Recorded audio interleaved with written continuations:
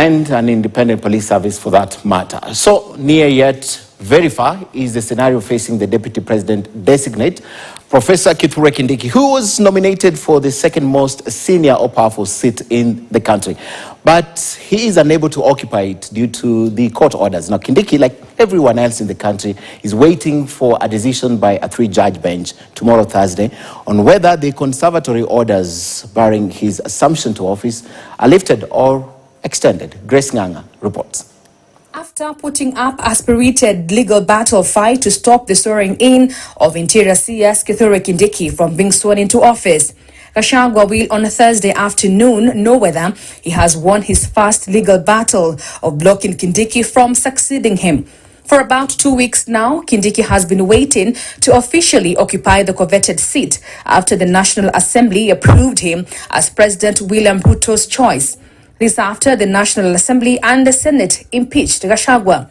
After hours of listening to petitions against the state's plea of lifting conservatory orders against the swearing-in of DP nominee Abraham Kithure Kindiki on account that there is a vacancy, the 3-judge bench will Thursday afternoon make a determination of whether he can take over as the country's second-in-command.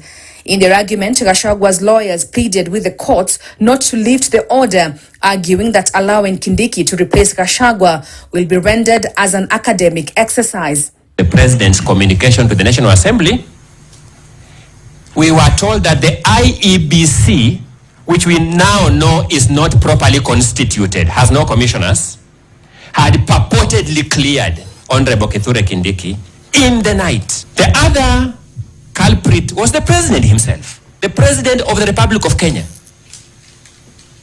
undertook these clearances overnight and in the morning had a clear proofread memorandum. Exceptional efficiency. We celebrate that. Gachagua has also appealed a decision by the 3-judge bench to hear the impeachment case, arguing that Deputy Chief Justice Philomena Mwilu cannot set up the bench. This case will also come up at the Court of Appeal. But in fairness to me as counsel and other counsel on this bench, I will certainly be seeking to persuade my client to appeal. Grace Nganga, KTN News, Nairobi.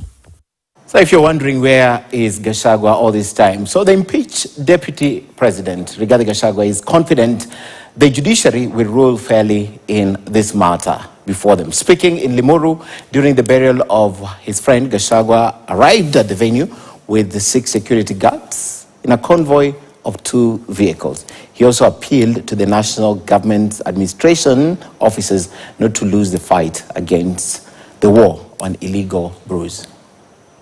We have faith that our judiciary will protect and uphold the Constitution of Kenya and will exercise fairness and give justice to Rigathi Gachagua and his supporters. That is our prayer.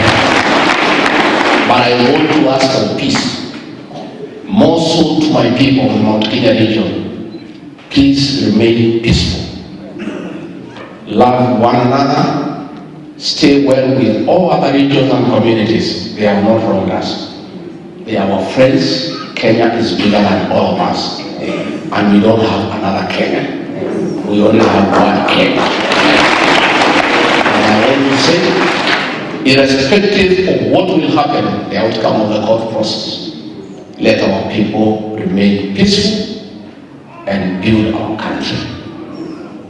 A time will come for us to speak.